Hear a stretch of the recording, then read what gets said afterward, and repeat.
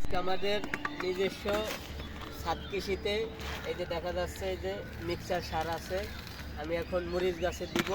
তার আগে একটু আমার হালকা করে একটু কোপ দিয়ে নিতে হবে যাতে সারটা ভালোভাবে মিক্সচার করা যায়। এরপর পরিমাণ মোতাবেক কোপানো হয়ে গেছে, পরিমাণ মোতাবেক সার দেব।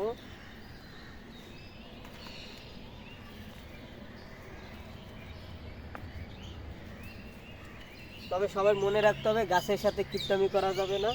গাছের সাথে কিপটামি করলে বেশি ভালো ফল দিবে না। একটু আগাছা পরিষ্কার করে নিতে হবে, যদি আগাছা থাকে একটু পরিষ্কার করে নিলে গাছের জোর পাবে ভালো। এখন একটু কোপাই নেব যাতে সারটা ভালোভাবে মিশে।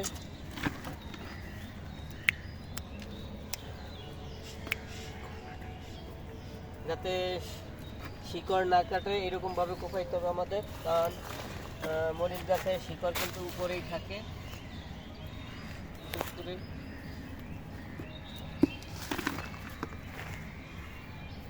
এখন আমরা এই গাছটা দিব।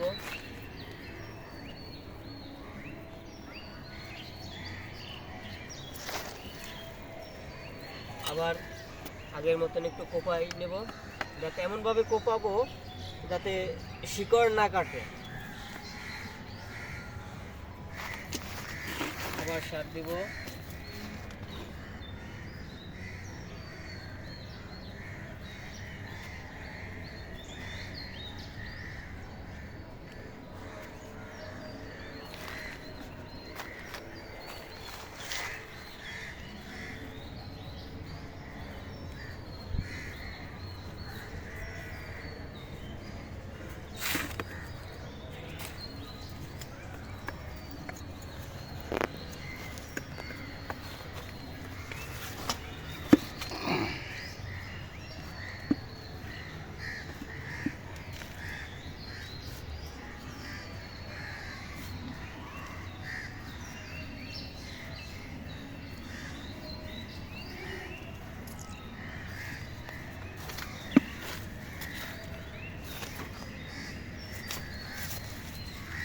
কখনো কিপটামি করা যাবে না গাছের সাথে।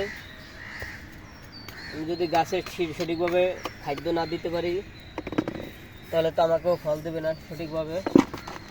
তার জন্য আমাকে গাছের যত্ন নিতে হবে।